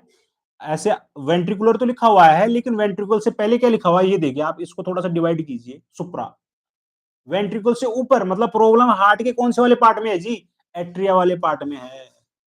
प्रॉब्लम कहां पे है? एट्रिया वाले पार्ट में है। तो आपको क्या देखना है, इसका जो अपीयरेंस बनता है वो इस प्रकार का बनता है। क्यों बनता है? इसके नीचे लिख लीजिए आप, सुप्रा वेंट्रिकल ट्रेकिकार्डिया के एसवीटी के जस्ट नीचे लिखिए, something wrong with the AV node, something wrong with the AV node. और उसी के जस्ट नीचे लिखिए, सुप्रावेंट्री, दोबारा एरो लगा के नीचे लिखिए सुप्रावेंट्री, वेंट्री, सुप्रावेंट्री के आगे एरो लगा के फिर लिखिए about the ventricular, about the ventricle, sorry about the ventricles, ठीक है, वेंट्रिकल से जस्ट ऊपर, मतलब ये जो पोजीशन है ना, इससे ऊपर की तरफ गड़बड़ हो रही है कहने का मतलब, ठीक है। और फिर उसके जस्ट नीचे लिखिए, इसी के जस्ट नीचे लिखिए दोबारा से एरो लगा के थ्रो आउट द ईसीजी, पूरी ईसीजी के अंदर throughout the ECG retrograde P waves, this is the question you must remember. P waves कौन सी होती है जी? Retrograde, retrograde, retrograde P waves कब बनती है जी? किस में बनती है जी retrograde P waves? P waves पहले से ही बन रही थी, अब आप इसमें देखिए, this is called to retrograde P waves. आप देख रहे P waves followed by the QRS complex, और थोड़ा सा ऊपर की तरफ उठी हुई दिखाई देगी आपको पी वेव्स, ठीक है। फिर वापस से मतलब ऊपर की तरफ, क्योंकि हार्ट के ऊपर वाले पार्ट में अगर आपका P wave followed by QRS complex आ रहा है और पैटर्न सही नहीं है पी वेव्स का, और कैसा है? Retrograde, this is called to retrograde pattern, this is called to retrograde pattern, ठीक है। नीचे वाली इमेज में आप देखिए, this one you can see P waves clearly बन रही है, ऊपर की तरफ उठी हुई दिखाई दे रहे हैं, देखो ऊपर की तरफ पी वेव्स हर जगह उठी हुई दिखाई दे रही है, इसको बोलते हैं रिट्रोग्रेड पी वेव्स। और एसवीटी का मतलब सुप्रावेंट्रिकुलर ट्रेकिकार्डिया, मतलब सुप्रावेंट्रिकुलर ट्रेकिकार्डिया का मतलब होता है कि हार्ट के एट्रिया वाले पार्ट में, it mean something wrong with the AV node, ठीक है, something wrong with the AV node, क्योंकि ये जंक्शन भी सिचुएटेड होता है एवी नोड यहाँ पे, ठीक है। तो यहाँ प्रॉब्लम होती है तो बैकफायर होता है करंट ऊपर की तरफ, तो जिसकी वजह से आपकी पीवेव्स क्या बनती है? ऊपर की तरफ बनती हैं, रिमेंबर करने के, याद रखने के लिए, ठीक है। तो एसवीटी की अगर आपको ग्राफ देखनी है तो वो इस प्रकार से बनती है एसवीटी की ग्राफ, ठीक है। पी वेव्स कैसी होंगी? रिट्रोग्रेड होंगी जी। आपको ये पैटर्न अगर कहीं देखने को मिल रहा है रिट्रोग्रेड वाला, तो इसका मतलब क्या है कि ये जो पैटर्न है ये इंडिकेट करता है एसवीटी को। अब कोई पूछे कि ये प्रॉब्लम किस में है जी? ये इसका मतलब ये वाले पार्ट में प्रॉब्लम है, वेंट्रिकल से जस्ट ऊपर वाले पार्ट में। वेंट्रिकल से जस्ट ऊपर क्या आ रहा है? सबसे पहले करंट के लिए एवी नोड आ रहा है जी। तो प्रॉब्लम कहाँ है? एवी नोड में। ये देखिए इमेज, पी वेव्स फॉलोड, ये यहां से देखिए, P waves followed by the, ये आना चाहिए था फिर वापस से रिट्रोग्रेड ऊपर की तरफ बनी हुई है, ऊपर की तरफ बनी हुई है, ठीक है। तो ऊपर के मतलब उल्टी वेव्स हो गई एक तरीके से, आप पूरी तरह से ऊपर की तरफ हो जाती है, तो this is called to retrograde P waves in seen in the SVT. तो now you are able to identify 6 pattern of the ECG, और 6 पैटर्न अगर आपको याद हो गए हैं तो मैं आगे बढ़ूंगा, लेकिन 6 के 6 को मैं एक बार रिवाइज करा देता हूं for better understanding. You can सी सबसे पहला जो पैटर्न बना हुआ है आपका नॉर्मल साइनस रिदम हो गया है, ठीक है। फर्स्ट वाला जो पैटर्न बना हुआ है नॉर्मल साइनस रिदम किसको बोलते हैं? P waved followed by the QRS complex, ठीक है। P waved followed by the QRS complex कम से कम 2 टाइम या 3 टाइम आपके रेगुलर रिदम होनी चाहिए। रेट कैसे काउंट करते हैं? आर से आर के बीच में देखते हैं, ठीक है। तो this is called to normal. तो सबसे पहले ईसीजी में 4-5 चीजें मैंने बताई थी वो याद रखनी है, then P wave followed by the QRS complex. उसके बाद में अगर हार्ट बॉक्सेस कम हो गए तो साइनस ट्रेकिकार्डिया, लेकिन P wave followed by the QRS complex होनी चाहिए। और नेक्स्ट वाले में अगर साइनस जो बॉक्सेस का डिस्टेंस ज्यादा हो गया है तो वो क्या हो गया? Bradycardia, sinus bradycardia. लेकिन वेव्स का पैटर्न से यार आप देख लीजिए कुछ भी हो रहा है, P waves followed by the QRS complex आ रहा है, ठीक है। तो ये जो गैप हो गया लेकिन ये ज्यादा हो गया, तो this is called to sinus bradycardia. तो 3 चीज समझ में आ गई। नेक्स्ट चौथी चीज आप यहाँ देखिए, साइनस ट्रेकिंग, इसके बाद में एट्रिया वाली बात की, हार्ट की बात कर रहे हैं, तो एट्रियल फिब्रिलेशन, फिब्रिलेशन क्यों बनता है? फिब्रिलेशन का मतलब होता है कि वो सॉरी एट्रियल फ्लटर का मतलब होता है कि कटर। तो यहाँ पे आप देख रहे हैं ये कटर है सारे के सारे, sawtooth appearance, sawtooth appearance, sawtooth, पता नहीं एग्जाम में कितनी बार पूछा है और पूछता ही रहेगा ऐसी चीजें, बैठोगे हर बार यही मिलना आपको घूम फिर करके, कभी दूसरी देगा कभी तीसरी देगा, लेकिन आपको बेसिक चीजें पता होनी चाहिए। मतलब एट्रियल फ्लटर मींस कटर हो गया। कटर कैसा होता है? शार्ट होता अपीयरेंस होती है। अगर 2 अनुपात, फिर अगली बार क्या करेगा? ये वाला दे देगा, अगर पिछली बार ये दिया तो ये दे देगा, 2:1 का दे देगा जी। फिर वो जानबूझ के आपको गुमराह करने के लिए 3:1 का दे देगा जी। कटर बने हुए हैं लेकिन 3 बार रखे हैं, आपको पता नहीं है, तो 3:1 का हो गया। फिर जानबूझ के 4 बार दे देगा जी, 4:1 का हो गया, लेकिन है एक ही चीज। कहने का मतलब Flutter means cutter.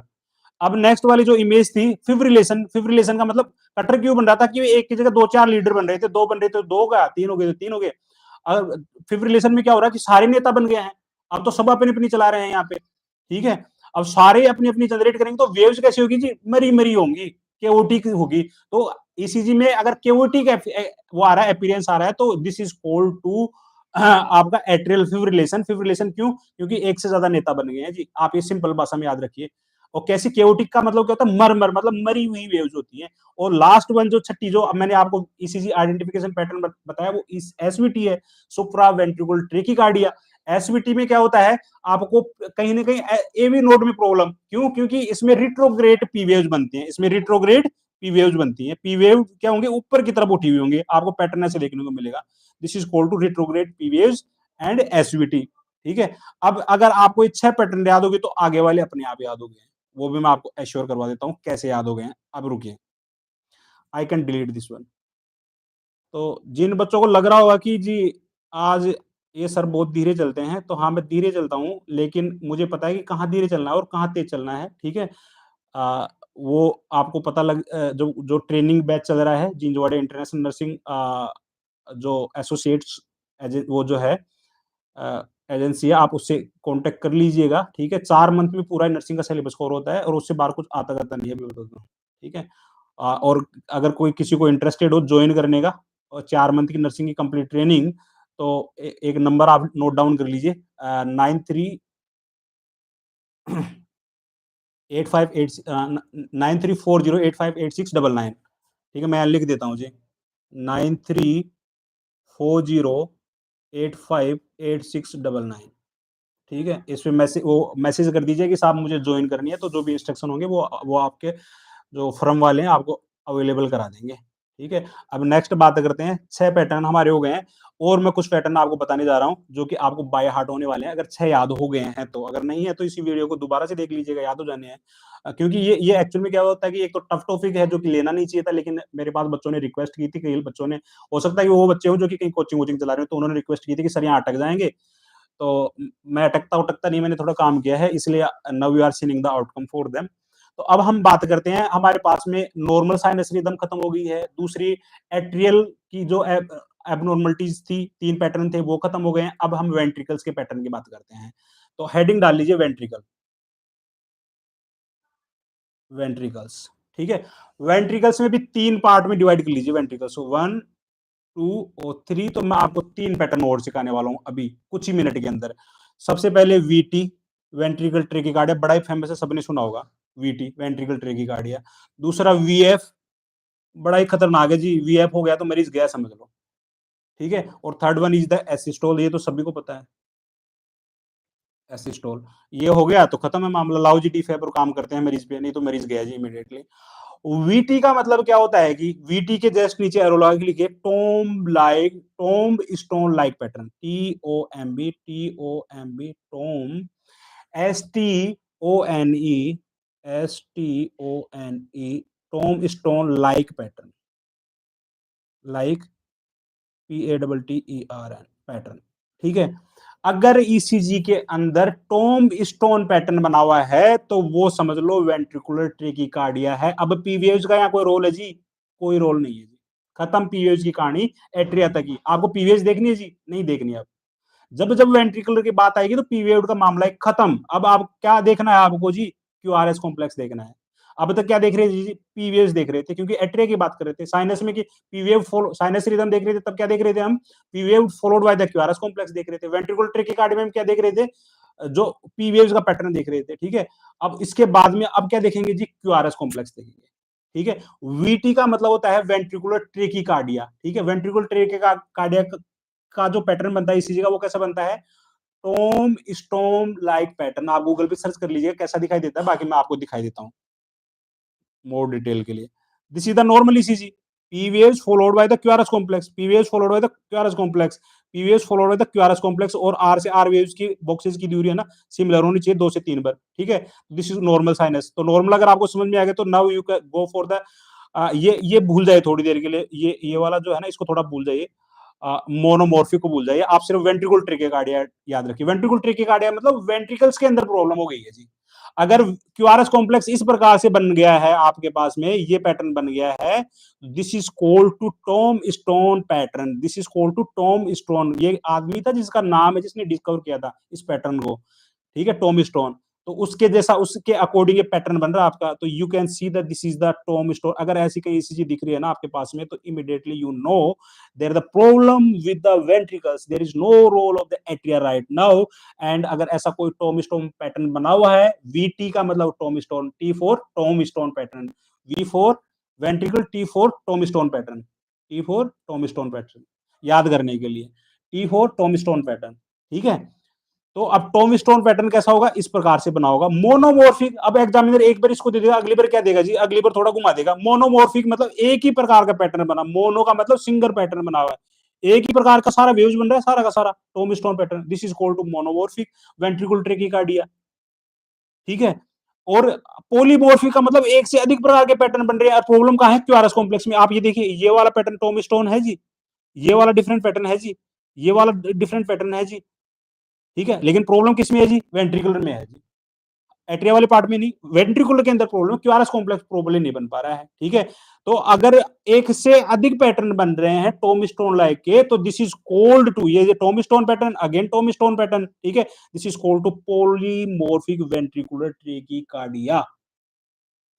I hope now that now ventricular tachycardia ECG identification pattern is cleared. Okay, VT T4 tombstone pattern, अगर मोनो पैटर्न मतलब एक ही पैटर्न बना हुआ है सारा का सारा, this is called to monomorphic ventricular tachycardia. अगर पोली का मतलब एक बार ये पैटर्न बन गया, देन अगेन पैटर्न बन रहा है, बीच में कुछ और वेव्स बन रही है, देन तो this is called to polymorphic ventricular tachycardia. अगर ये याद हो गया है तो दूसरा वाला अपने आप याद हो गया जी, इसमें कुछ करना ही है, करना ही नहीं है। आपको मैंने बताया था वी, ऊपर बताया था एएफ का मतलब एट्रियल फिब्रिलेशन, फिब्रिलेशन का मतलब होता है मरमर, मरमर मतलब केओटिक, लेकिन कहां हो रहा था, एट्रिया वाले मतलब पी वेव्स में प्रॉब्लम हो रही थी। अब वेंट्रिकुलर की बात आ गई है, फिब्रिलेशन का मतलब मरमर। ठीक है, वेव्स कैसी बनेंगी, केओटिक, मतलब जिसको आप आइडेंटिफाई नहीं कर सकते कैसी बनती हैं, sound wave like, sound wave like, sound wave like मतलब जो साउंड की वेव देखी है आपने कभी, जैसे आप किसी की रिकॉर्डिंग करना किसी भी रिकॉर्डर में, तब उसकी वेव्स देखना आपके अकॉर्डिंग बनती है। तो ऐसे ही वेंट्रिकल में प्रॉब्लम होगी, तो कभी हार्ट रेट ज्यादा, कभी वेंट्रिकल्स में कम कम ज्यादा कम ज्यादा कम ज्यादा, पैटर्न तो कुछ बनना ही नहीं है। ठीक है, तो now you are going for VF. VF का मतलब होता है मरमर, एफ का मतलब होता है मरमर, वहां पे भी ऊपर भी मरमर था, यहाँ पे भी मरमर है। ठीक है, यहाँ पे भी मरमर है और ऊपर भी मरमर था, केवोटिक भी बोल सकते हैं, लेकिन एट्रिया वाले एट्रिया में प्रॉब्लम थी, वेंट्रिकुलर मतलब वेंट्रिकुलर में प्रॉब्लम है। ठीक है, अब वेंट्रिकुलर में प्रॉब्लम है, तो अब आपकी जो वेव्स बनेंगी वो कैसी बनेंगी जी वेंट्रिकुलर में। मैं आपको शो कर देता हूँ इमेज, ये लीजिए। अगर ऐसी कहीं वेव्स दिखाई दे रही है आपको किसी भी एग्जाम में, तो it means this is called to V F, क्योंकि पी वेव्स तो कुछ है ही नहीं यहाँ पे, यहाँ पे प्रॉब्लम क्यूआरएस कॉम्प्लेक्स में है, क्यूआरएस कॉम्प्लेक्स तो बन ही नहीं रहा जी। कैसा बन रहा है जी, साउंड वेव लाइक पैटर्न बन रहा है, this is called to ventricular fibrillation. I hope this pattern is also clear. ठीक है, मरमर आइदर केओटिक होती हैं, और प्रॉब्लम कहां होती है, क्यूआरएस कॉम्प्लेक्स में होती है। और पैटर्न कैसा बनाओ, जिसको साउंड वेव्स, जैसे जैसे वेव्स नहीं होती, कभी ज्यादा कम फिर कम फिर ज्यादा कम फिर ज्यादा कम, इस प्रकार का पैटर्न बना होता है। तो this is called to VF. अगर ये समझ में आ गया तो लास्ट वाला तो बच्चे बच्चे को याद होगा, मैं बता दूं, ये भी कभी पूछा एग्जामिनर ने। ये वाला पैटर्न ये तो सभी को पता होगा। अगर जी सीधी लाइन आ गई मतलब मामला खत्म हो गया जी, अब क्या लाना है जी, डी5 लाओ जी, या सीपीआर करना है। ये तो क्वेश्चन पूछता है एग्जामिनर लॉजिकली, डी5 दोगे या फिर ये वाली लाइन दिखती है या फिर सीपीआर लगाओगे जी, या फिर इंजेक्शन लगाओगे। CPR followed by the medicine, then go for the DFib. CPR followed by the DFib. CPR followed by the DFib. इसका ट्रीटमेंट आगे मैं पढ़ाऊंगा जब समझ में आएगा। ठीक है, अगर लाइन स्ट्रेट आ गई मामला खत्म है, इमीडिएटली स्टार्ट द CPR। अगर वो एग्जामिनर ने दे दिया आपको कि DFib देना है जी, नहीं जी, एग्जामिनर दे दिया कि लगाओ ADR मरीज को, एट्रोपिन लगाओ, नहीं जी, आंसर क्या होगा जी, CPR। सबसे पहले जिस मरीज की हार्ट की लाइन जो फ्लैट हो गया है ना, तो सबसे पहले सीपीआर स्टार्ट करते हैं। जैसे ही रिदम जनरेट होती है, फिर इरेगुलर जनरेट होगी, और इरेगुलर को क्या करेंगे, पहले मरीज किस में जाएगा, सबसे पहले वीएफ में जाएगा। ठीक है, और वीएफ को ट्रीट करने के लिए अब पता है कि मरीज वापस से एसिस्टोल की कंडीशन में जा सकता है, तो क्या करना होगा, इमीडिएटली गिव टू शॉक, क्योंकि इरेगुलर रिदम को रेगुलर में कन्वर्ट करने का सिर्फ एक ही मात्र तरीका है, शॉक। ठीक है, अगर आपने जैसे शॉक लगाया तो मरीज automatically come in the normal stage, otherwise gone. ठीक है, तो ये यही तो क्वेश्चन है जो एग्जाम में आते हैं इसी लेवल पे। तो ठीक है, ये वाला पैटर्न दे दिया सीधा जी। अब ये आपको याद हो जाना चाहिए कि भाई फ्लैट लाइन आ गई, मतलब कंप्लीट हार्ट रिलैक्स हो गया जी। अब हार्ट न तो कॉन्ट्रैक्ट हो रहा है न रिलैक्स हो रहा है। अब क्या करना है जी, D5 देना है? नहीं जी। क्या देना है, एडिया लगाना है? नहीं जी। क्या करना है, सबसे पहले हार्ट को स्टिमुलेट करना है CPR से, और CPR जैसे दोगे उसके बाद में क्या होगा, हार्ट रेट जनरेट होगी। तो वो कैसे वाली होगी, ये वाली होगी जी, ये वाली जनरेट होगी। और जैसे वो डॉक्टर बताता है ना कि जी now now patient in the VF, we can give to immediately shock, तो दिस इज द शॉक। जैसे ही शॉक देखोगे तो पेशेंट नॉर्मल स्टेज में आ जाएगा कन्वर्ट होकर के, या फिर VT में चला जाएगा। और VT में चला गया अगेन, फिर आपको मेडिसिन देनी पड़ेगी और ट्रीट करो उसके बाद में। तो वो अलग अलग है, मैं आगे मेडिसिन का लेक्चर होगा जो किसी दिन हम आगे कंटिन्यू करेंगे तब बताऊंगा आपको, ठीक है।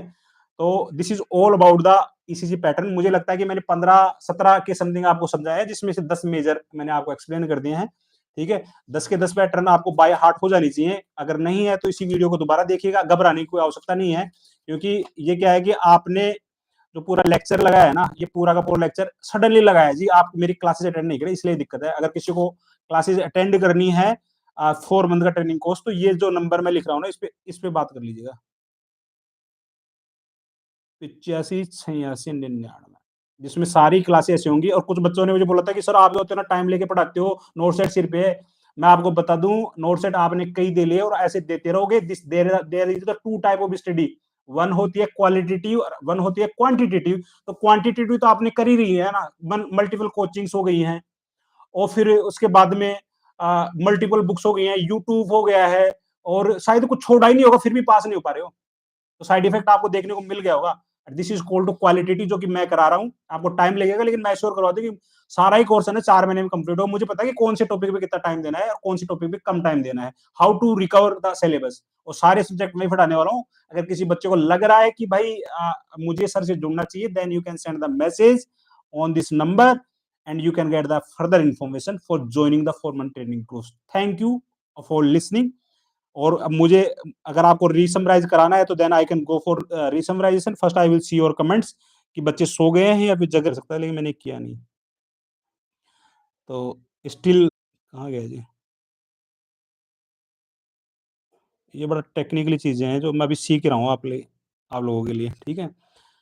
तो समराइजेशन की तरफ जाते हैं। सबसे पहले ऐसे नोड करंट फायर करता है तो उसकी वजह से मशीन पिकअप करती है पीवेव। पीवेव में प्रॉब्लम मतलब एट्रिया वाले हार्ट के वाले पार्ट में प्रॉब्लम है। P wave followed by the QRS complex होना चाहिए नॉर्मली, ठीक है। अब एट्रिया से करंट कहां जाता है, वेंट्रिकुलर में जाने से पहले थोड़ी देर के लिए स्ट्रेट लाइन आती है। क्यों आती है, क्योंकि करंट 0.09 सेकंड के लिए होल्ड पे चला जाता है, तो ईसीजी मशीन करंट को पिकअप नहीं कर पाती है, और उसकी वजह से क्या होता है, स्ट्रेट लाइन आती है। और उसके बाद इसको बोलते हैं पीआर सेगमेंट, जो इतना जो डिस्टेंस होता है इसको पूरा इसका नाम दिया जाता है पीआर सेगमेंट। और ये होती है पीआर इंटरवेल। इंटरवेल बड़ी होती है, सेगमेंट छोटा होता है। इंटरवेल के अंदर सेगमेंट्स आ सकते हैं, ठीक है। तो ये जो आपकी वेव्स बनती है वो पीआर सेगमेंट में आती है। उसके बाद में क्यूआरएस कॉम्प्लेक्स, जब करंट यहाँ से नीचे की तरफ फायर होता है तो यहाँ की मसल्स बड़ी सेंसिटिव होती है करंट के लिए, तो यहाँ स्ट्रॉन्गली करंट को पिकअप किया जाता है मशीन के द्वारा, और उसकी वजह से बनता है QRS complex. This is called to ventricular depolarisation and this is called to atrial depolarisation. अब जब वेंट्रिकुलर कॉन्ट्रैक्ट हो गए हैं तो उसके बाद में रिलैक्सेशन की तरफ जाते हैं, तो उसकी वजह से बनता है वेंट्रिकुलर रीपोलराइजेशन, टी वेव्स बनती हैं। तो और अगेन फिर P wave follow by the QRS complex. तो ये एक नॉर्मल पैटर्न हो गया। आप नीचे चलोगे इसमें नीचे की तरफ आइए। ये फर्स्ट वाली इमेज में आपको नॉर्मल साइनस रिदम देखनी है। नॉर्मल साइनस रिदम में आपको सबसे पहले क्या करना है, P waived follow by the QRS complex, और पी से आर से आर वेव्स के बीच में बॉक्सेस गिनने 2 से 3 बार अगर कंटिन्यू सिमिलर आ रहे हैं तो this is called to normal sinus rhythm. Heart rate कितनी होती है जी, 60 से 100 के बीच में होती है। नेक्स्ट वाली इमेज में चलिए जी, अगर P waived follow by the QRS complex but heart rate अगर उससे 100 से ऊपर आ रही है, बॉक्सेस कम हो गए हैं आइडियली, ठीक है, तो अब आपका बन रहा है ये साइनस ट्रेकिकार्डिया, ठीक है। और P wave followed by the QRS complex, but बन क्या आ रहा है, ट्रेकिकार्डिया, क्योंकि हार्ट रेट 100 से ऊपर चली गई है। This is called to sinus tachycardia pattern. You can see everywhere 2 से 3 बार पैटर्न सिमिलर होने चाहिए जो स्पेस है सबका। अब थर्ड वाला ईसीजी आपने देखा कि P wave follow by the QRS complex, लेकिन हो क्या रहा है, P wave follow by the QRS complex यहाँ आ रही है, यहाँ से यहाँ तक आप देखिए इसमें, ठीक है। ये पैटर्न देखिए आप यहाँ पे, ठीक है। इस पैटर्न में क्या हो रहा है कि इसके बीच में गैप ज्यादा हो रहा है, तो इसको बोलते हैं साइनस ब्रेडिकार्डिया, मतलब बॉक्सेस ज्यादा गए तो हार्ट रेट नेचुरली 60 से कम हो गया, ट्रेकिकार्डिया मतलब 100 से ऊपर हो गई है। तो 3 पैटर्न क्लियर हो गए हैं। उसके बाद में चौथा हम बात करते हैं एट्रियल एट्रिया वाले पार्ट के, जिसमें फ्लटर मतलब कटर, ठीक है, जिसमें जो जो वेव्स बनेंगी वो कैसी बनेंगी, शॉर्ट टूथ अपीयरेंस की बनेंगी। This is called to atrial flutter. ये चौथा पैटर्न हो गया। पांचवा पैटर्न आपका ये हो गया है, जिसमें फ्लटर अगर 2 बार बन रहा है तो 2:1 का रेशो हो गया, फ्लटर 3 बार बन रहा है तो 3:1 का रेशो हो गया, 4 बन रहा है तो 4:1 का, लेकिन है तो फ्लटर ही, ठीक है। बात एक ही है, बस आपको घबराना नहीं है। ये वाली इमेज फ्लटर वाली कहीं भी, फ्लटर मींस कटर, अगर ये इमेज दिखाई दे रही है तो पक्का समझ लो कि एट्रिया वाले पार्ट में प्रॉब्लम है जी। उसके बाद में आप देखिए फिब्रिलेशन, फिब्रिलेशन का मतलब मर केओटिक है, जिसमें अपीयरेंस बन ही नहीं रहा है, ठीक है। तो पीवीएस बन रही है जी, नहीं मरी हुई बन रही है, मरीज जाने वाला, मरीज को दिक्कत है जी, immediate need to take intervention, ठीक है। एट्रिया के अलग पार्ट की मेडिसिन होते हैं, वो मैं आगे बताऊंगा, ठीक है, लेक्चर में। तो इसमें क्या हो रहा है, पीवेव फॉरवर्ड क्यूआरएस कॉम्प्लेक्स में पीवेव बन ही नहीं रही है जी, मरी हुई वेव्स बन रही है। दिस इज कॉल्ड टू आपका जो एट्रियल फिब्रिलेशन। फिब्रिलेशन के बाद में हम बात करते हैं, अब एट्रिया वाला कहानी खत्म, नीचे आ जाइए एसवीटी की। This is called to SVT, supraventricular tachycardia. P wave बन तो रही है, लेकिन रिट्रोग्रेड पीवेव्स बन रही है जी, सब जगह इस प्रकार का पैटर्न बन रहा है। तो रिट्रोग्रेड पीवेव्स अगर कहीं बन रही है इस प्रकार की, तो this is called to SVT. SVT का मतलब प्रॉब्लम कहां हो रही है जी, एवी नोड में प्रॉब्लम हो रही है। एसवीटी मतलब सुप्रावेंट्रिकुलर, वेंट्रिकल से जस्ट ऊपर की तरफ, तो प्रॉब्लम कहां हो रही है कि एवी नोड में प्रॉब्लम हो रही है जी, सुप्रावेंट्रिकुलर ट्रैकिकार्डिया इसलिए कहते हैं उसको। अब लास्ट हम नॉर्मल ईसीजी को आपने फिर दोबारा से देखा, P wave followed by the QRS complex. अगर गैप कम आ रहा है तो ट्रैकिकार्डिया, और गैप ज्यादा आ रहा है तो ब्रेडिकार्डिया, ठीक है। अगर इसके बाद में ये, अब नेक्स्ट आप नीचे आ जाइए, वेंट्रिकुलर ट्रैकिकार्डिया। अब ये मैंने जानबूझ के आपके लिए रखी कि आपको नॉर्मल ईसीजी पता हो यहाँ पे। इसके बाद में ये मोनोमॉर्फिक भूल जाइए, पॉलीमॉर्फिक भूल जाइए। आपको याद क्या रखना है, अगर टोम वीटी का मतलब T4 टोम लाइक पैटर्न बन रहा है, ठीक है। तो टोम लाइक पैटर्न का मतलब हो गया कि ventricular T4 tachycardia, T4 tomb like pattern, this is called to tomb like pattern. अगर एक ही जैसा पैटर्न बन रहा है तो मोनोमॉर्फिक हो गया है, अगर अलग अलग प्रकार का पैटर्न बन रहा है तो पॉलीमॉर्फिक हो गया है आपका, ठीक है। अब लास्ट वन की बात, लास्ट जो पैटर्न आ रहा है आपका वेंट्रिकुलर के अंदर, जो फिब्रिलेशन, अगर ट्रैकिकार्डिया को ठीक नहीं करोगे ना तो मामला गया गड़बड़, मरीज गया, विद इन ए सेकंड मरीज जाने वाला आपका, 1-2 मिनट, मतलब मिनट तो होती नहीं, सेकंडों में हिसाब होता है मरीज का।